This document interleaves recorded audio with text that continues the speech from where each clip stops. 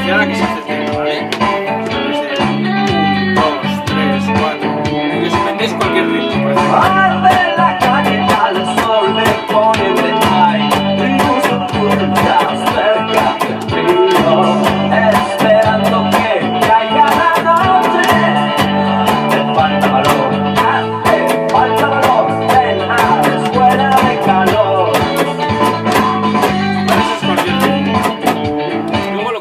Que cojáis un ritmo el que os dé la gana, por ejemplo, me voy a inventar otro ritmo.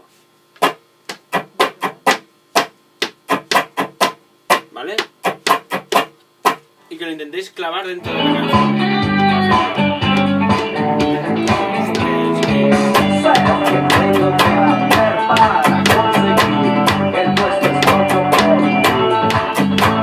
Ahora, imagínate que me invento otro, por ejemplo.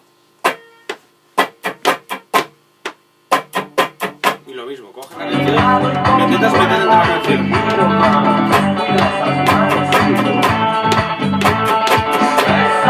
Cualquier ritmo os vale, para cualquier canción. Yo puedo coger cualquier otra canción, la que me dé la gana. Esta. Y voy a inventarme el ritmo, por ejemplo. Dicen que tienes en la piel.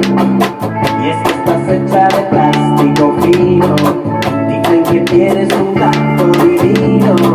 Y quien te toca se queda con él. Y si esta noche quieres ir a bailar, vete poniendo el disfraz de cada hora. Pero tendrás que estar listo en media hora, porque si no yo no te paso a buscar. Pero os lo inventáis, el ritmo que queráis. Y luego, además de eso, como último ejercicio, el sol y el la, ¿vale? Y lo que vais a hacer es dos veces apretadas, dos veces sin apretar y cambiáis de acorde.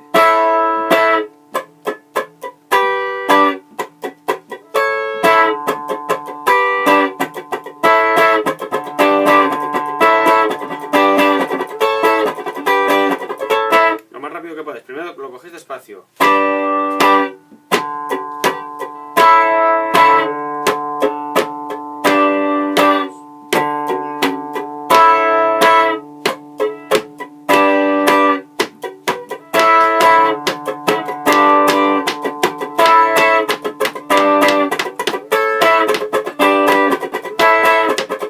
Y lo intentéis meter, por ejemplo, en la canción esta.